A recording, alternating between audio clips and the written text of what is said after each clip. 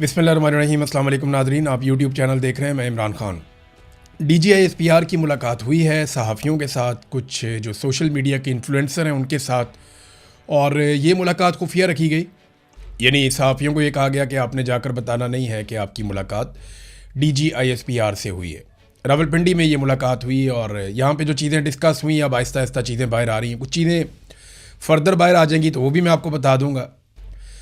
DGI-SPR हज करने गए थे, कुछ हमारे साफ़ी दोस्त हैं वो तो हज की मुबारकबादें देते रहे वहाँ पे, लेकिन जो असल में ख़बर है वो दो चीज़ों के हवाले से ज़्यादा अभी तक बाहर आई। नंबर एक, कश्मीर पे फोकस था उनका और अफ़गानिस्तान के ऊपर उनका फोकस था ज़्यादा। इन चीज़ों के ऊपर वो बात कर रहे थे। तो कश्मीर और अफ़गानिस्तान में इस वक्त एस्टेब्लिशमेंट के लिए चैलेंजेस हैं। कश्मीर में चैलेंज ये है, देखें गिलगित बल्तिस्तान में तो उन्होंने अपनी हुकूमत बना ली है, और मैंने आपसे कहा था कि वो मैदान से पाकिस्तान तहरीक इंसाफ को बाहर करेंगे और कुछ भी करेंगे। जैसे बलूचिस्तान में पाकिस्तान की एस्टेब्लिशमेंट को कभी भी ये सूट नहीं करता कि कोई ऐसी हुकूमत हो जो अवाम ने बनाई हो। इसी तरह गिलगित बल्तिस्तान और कश्मीर भी उनकी रेड लाइन्स हैं। वो वहाँ पे भी बहुत हसास मामला हैं, वहाँ पे किसी और की हुकूमत कभी भी बर्दाश्त नहीं करते। वैसे तो पाकिस्तान में किसी की हुकूमत बर्दाश्त नहीं करते, उनके बड़े मफादात हैं, लेकिन इन जगहों पे ख़ास तौर पे वो अपना कंट्रोल रखना चाहते हैं। यहाँ जितने भी खूबसूरत इलाके हैं वहाँ पे आप देखें बड़े शानदार मेस बने हुए हैं, बहुत ज़बरदस्त जो सबसे खूबसूरत एरियाज़ हैं, बड़े बड़े किले हैं, बहुत खूबसूरत एरियाज़ हैं, वो फ़ौज के कंट्रोल में हैं इन एरियाज़ में। और ख़ूबसूरत तरीन इलाके, बड़े अच्छे मैसेज, बहुत ज़बरदस्त रिक्रिएशनल साइट्स, वो पाकिस्तान की मिलिट्री एस्टेब्लिशमेंट के कंट्रोल में। गरीब आदमी या गरीब फौजी का वहाँ पे कोई लेना देना नहीं है। अफसरान और उनकी फैमिली जो है वो काफ़ी इंटरटेन होती हैं। मैं माजी में ये सारी चीज़ें खुद हम देखते रहे हैं, क्योंकि जब सहाफ़ियों को ले जाया जाता था वॉर जोन्स के अंदर या ऐसे एरियाज़ में जहाँ पे बॉर्डर है या लड़ाई है, तो वहाँ पे हमें इन जगहों को देखने का भी मौका जाते हुए मिलता था, आते हुए भी मिलता था। तो मैं आपको ये कह सकता हूँ, और जो लोग फ़ौज से रिटायर हुए और जिनके फ़ौज के साथ अच्छे ताल्लुकात नहीं रहे, वो फिर बताते भी हैं कि किस तरीके से जो कौम का बजट है वो कहाँ कहाँ पे भी लग जाता है। यानी हमें तो सिर्फ ये लगता है ना कि सिर्फ गोली बारूद और बंदूकें खरीदी जाती हैं, लेकिन और बहुत सारी चीज़ें भी हैं, जैसे हर इदारे में होती हैं वैसे फ़ौज में भी हैं। कोई पाकिस्तान से बाहर तो ये इदारा नहीं है, जैसे पाकिस्तान के बाकी इदारे हैं वैसे भी फ़ौज भी एक इदारा है, कोई ज़्यादा फ़र्क नहीं है इनका। तो नाज़रीन, DGI-SPR ने कश्मीर के बारे में ये कहा कि रियासत जो है वो भी माँ बनकर प्यार से और मोहब्बत से डील कर रही है। फिर उन्होंने ये दावा किया कि जैसे बलूचिस्तान के अंदर एक बलोच यकजहती कमेटी थी, उसके बारे में एक प्रोपेगेंडा आपको याद है किया गया था कि ये दहशतगर्द हैं सारे, और फिर मीडिया का एक बहुत बड़ा हिस्सा उनके पीछे पड़ गया था। और फिर आप देखें मारम बलोच हों या बाकी लोग हों, बग़ैर सबूतों के उनको जेलों में डाला हुआ है। उनके ऊपर कोई केसेस नहीं है, कुछ साबित नहीं कर सके आज तक, लेकिन कई कई महीनों से वो लोग जेलों में बंद हैं। ऐसे ही ईमान मज़ारी और हादी अली चट्टा जो उनके लिए बेचारे आवाज़ उठाते थे, उन दोनों को भी लंबी सज़ाएं देके जेलों में बंद कर दिया गया है, सिर्फ एक ट्वीट करने के जुर्म पर। देखिए, जिस अदालत ने ईमान मज़ारी और हादी अली चट्टा को सज़ा दी एक ट्वीट के ऊपर, उसी अदालत में एक जज के बेटे ने दो ख़वातीन को सड़क पे कुचल के मार दिया। बगैर लाइसेंस के, बगैर कानूनी गाड़ी वो चला रहा था और उसने कुचल के दो ख़वातीन को मार दिया, और वो एक दिन भी जेल नहीं गया, थाने से ही छुड़ा के उसे घर ले गए। तो ये तो इंसाफ है पाकिस्तान में, और ये सूरत हाल है इंसाफ की। बहरहाल अब फोकस जो है वो कश्मीर के ऊपर, अफ़गानिस्तान के ऊपर। अफ़गानिस्तान के बारे में उन्होंने काफ़ी बातें की। बलूचिस्तान के बारे में उन्होंने कहा जनाब कि बलूचिस्तान में देखें ये जो बलोच यकजहती कमेटी थी, फिर ये इनके कैसे पोल खुल गए, इनकी चीज़ें सामने आ गई। हालांकि जो चीज़ें सामने आई आज तक हमारे सामने तो नहीं रखी गई, किसी जगह पे किसी फोरम पे साबित नहीं किया जा सका कि मारंग बलोच या उनके साथ जो एहतजाज करने वाले लोग हैं, जो पाकिस्तान के आइन के मुताबिक पुरअमन एहतजाज करके अपना हक मांगते हैं, उनके हवाले से किसी जगह पे भी किसी किस्म का कोई सबूत अभी ना पेश किया गया, ना साबित किया गया। किसी फोरम पे उनको गलत साबित नहीं किया जा सका, और यही वजह है कि बगैर किसी अदालती फैसले के बंदोबस्त करके सिस्टम ने उन्हें जेलों के अंदर बंद रखा हुआ है, और कोई कानूनी वजह नहीं है। जैसे इमरान खान को बंद करने की कोई कानूनी वजह नहीं है।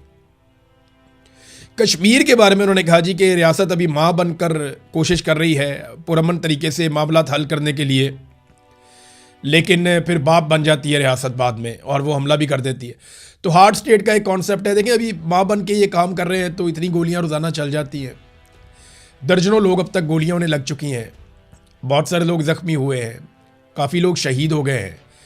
रोज़ाना की बुनियाद पे कश्मीरी अपने जनाजे उठाते हैं, कभी एक, कभी दो, कभी तीन। रावला कोट में, कोटली में कैसे खून रेजी हुई है, कैसे क्रैकडाउन हुआ, किस तरह टॉर्चर किया गया लोगों के ऊपर, लोगों को उकसाने की कोशिश की जा रही है। अगर आप प्लस माइनस करें तो क्या रियासत माँ वाला रोल प्ले कर रही है? तो जवाब यह है कि वो नहीं कर रही। और दूसरा ये कि DGISPR आज़ाद कश्मीर के मामलात में ये मुदाखलत कैसे कर सकते हैं? पाकिस्तान का ये मुकदमा है कि आज़ाद कश्मीर एक आज़ाद मुल्क है।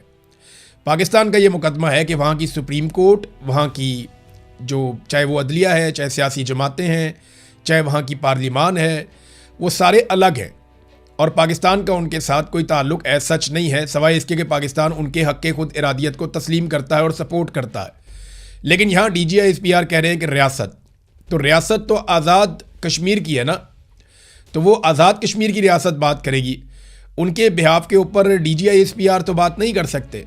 लेकिन आपको पता है पाकिस्तान में जिसकी ताकत है उसकी भैंस है, जिसकी लाठी उसकी भैंस, और ताकत के बलबूते के ऊपर फैसले होते हैं तो फिर जो मर्ज़ी करी जाए, जो मर्ज़ी कही जाए।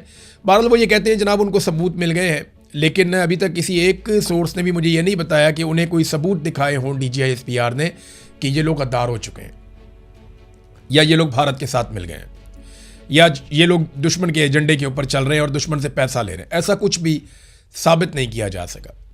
मेरा नहीं ख्याल कि साबित कर सकेंगे, क्योंकि कश्मीरी जो मांग रहे हैं वो उनका हक है।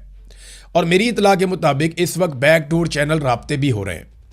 जो जॉइंट अवामी एक्शन कमेटी के लोग जिनके सरों के ऊपर इनाम रख दिए गए, वो तो बराह रास्त इन मुज़ाकरात के अंदर या बैकडोर चैनल्स राब्तों के अंदर शामिल नहीं है, लेकिन उनके साथ कुछ लोग राब्तों में हैं जो उलमा इकराम हैं, और वो लोग फिर राब्ते कर रहे हैं हुकूमत के साथ, और कोशिश की जा रही है कि आज़ाद कश्मीर के मामलात को अफाम तफहीम से हल किया जा सके। बाकी मामला तो हल हो जाते हैं, लेकिन 12 मुहाजिर नशिस्तों का मामला बार बार आकर फंस जाता है।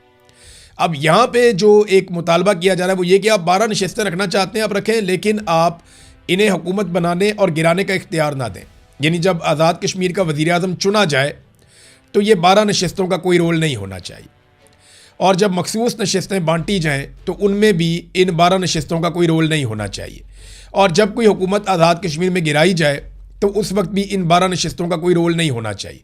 बाकी आप इन्हें रखना चाहते हैं, आप इन्हें रखें, आप इनसे आवाज़ उठाना चाहते हैं, आवाज़ उठाएं, सिंबॉलिक इनको हैसियत देना चाहते हैं, इनसे ज़ोर लगवाना चाहते हैं, आप सारा कुछ करें, आलमी सतह पर इनके दौरे करवाएं, जो मर्ज़ी करें, लेकिन आप आज़ाद कश्मीर की हुकूमत को बनाने में, उसको गिराने में, उसके मामलात को चलाने में आप इनको शामिल ना करें। तो ये उनकी जानिब से एक मुतालबा है। भारत मुज़ाकरात हो रहे हैं, देखें उसका नतीजा क्या निकलता है। 28वीं आईनी तरमीम पे एस्टेब्लिशमेंट को ये लगता है कि PMLN और पीपल्स पार्टी मिलकर खेल रहे हैं, और वो 28वीं आईनी तरमीम अब शायद नहीं होने देंगे।